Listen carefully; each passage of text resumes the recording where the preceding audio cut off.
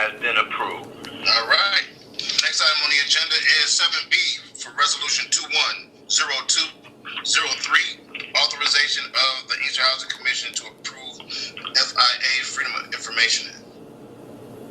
I would move that we accept Resolution 210203. Second. All right, it's been moved and seconded to accept Resolution 210203. Is there any discussion? Mr. Chair, may I make a comment? Attorney? Yes, sir. I submitted a policy to Ms. Sutton because I felt it was necessary because there were a number of requests lately for requests of documents and certain information, and I thought that we should have a policy on board when people are making requests to the Inkster Housing Commission to properly respond to these requests under the Information Act. That's a state statute that governs the issuance of all requests of this nature. There's a whole 4-page policy that I submitted to Ms. Sutton, and forgive me, I don't see the whole policy. It's only like 2-3 paragraphs. I would request. You got the whole thing.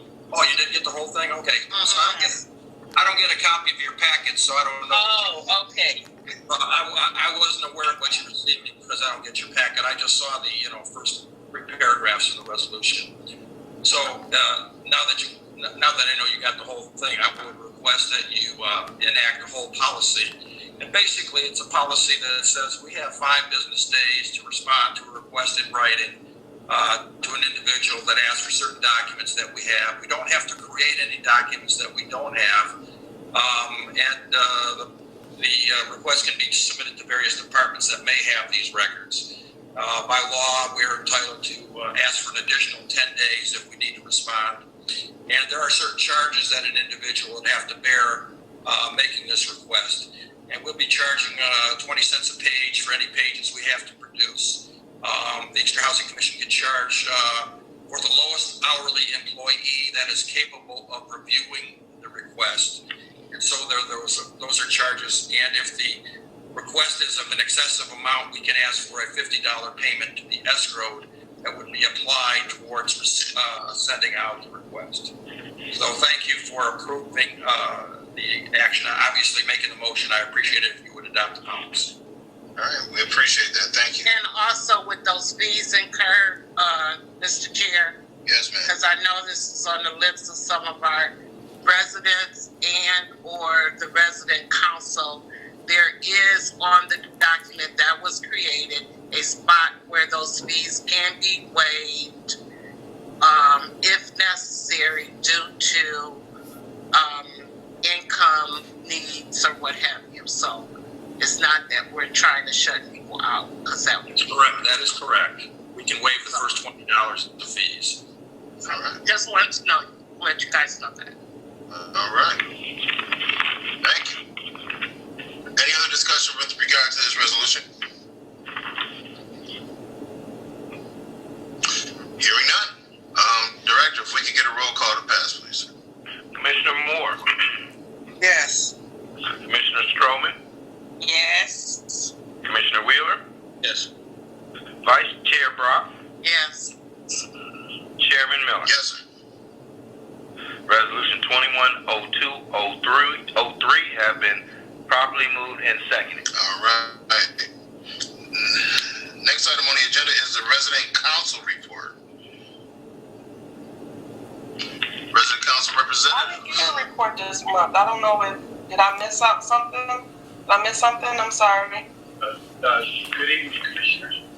Oh, Mr. Carter. All right. Good evening, sir. Got a report? The resident council have no report for tonight's meeting. And reason being, we have the opportunity to speak with the new executive director, Mr. Aaron Cooper, on February 11th to ask some straightforward questions, and we got straightforward answers.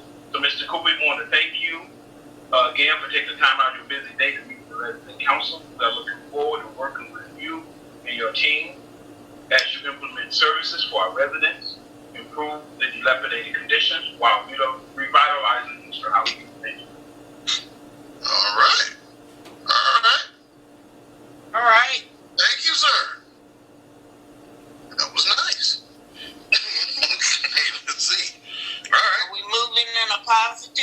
information. Let's keep it moving. All right, we're going to keep this meeting moving, too. Next item is Executive Director's Report. Good evening. You know, yeah, you're right. Never mind. I'm ahead of myself. It's all right. Good evening, Commissioners. Good evening. Good evening, sir. Good evening, staff, and for any dignitaries or residents and other citizens on the meeting this evening. Good evening. I wanted to start out with my report first. I wanted to say thank you to Councilman Williams for the welcome. Appreciate you and appreciate seeing you on the Zoom, and we will have to connect here very, very soon. I want to thank the resident council and Mr. Carter for inviting me over to their location and, essentially, like he said, just having a conversation.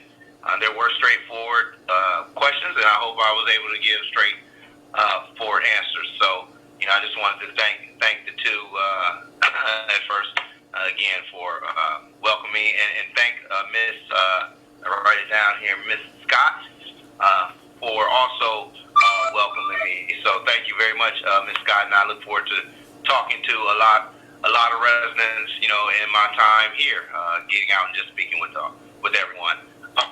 For the board, with this being my first report, I'd just like to let the board know. So for the Executive Director's report, I will typically go through different categories, standardize my report so that I stick to a script each board report, and broke it up in topics that I thought were most relevant to the board.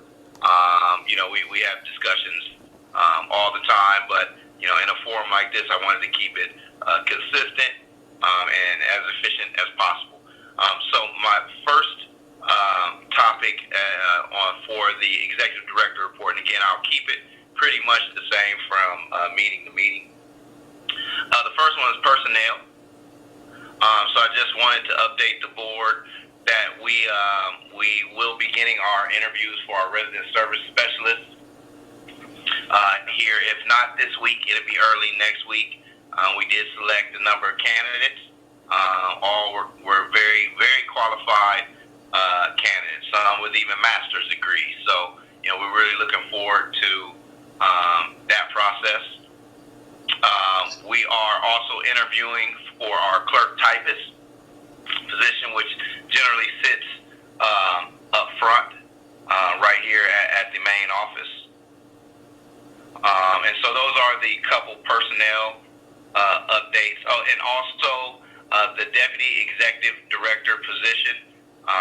After review of some documents that we've had, some financial documents and our organizational structure, we'll be moving forward with the Deputy Director, our search for the Deputy Executive Director position. So those are three personnel topics I just wanted to update the board on, and we'll keep you updated on the selection process. The next topic I had was resident initiatives. I always think it's important to make sure I include the board and let the board know what's going on with anything that comes down to myself regarding our residents. So one, of course, was our Envision Center was set for opening this Friday, but because of some of the inclement weather and things, we're going to reschedule that. We will get some information put together that I'll get to the board regarding the Envision Center. I thought that since we're not going to have the opening, that we could at least provide some information regarding the Envision Center, circled around, the Inkster Housing Commission, just some general information regarding Inkster, the Housing Commission, as well as what is the Envision Center. HUD published some years ago when they came out with the Envision Center 4 pillars. So there are 4 pillars that HUD said the whole purpose was for these Envision Centers. And those 4 pillars were around essentially health and wellness, economic empowerment, educational advancement, and character and leadership. So I think it's important for us as a housing commission to really tout that as far as in what we want to be What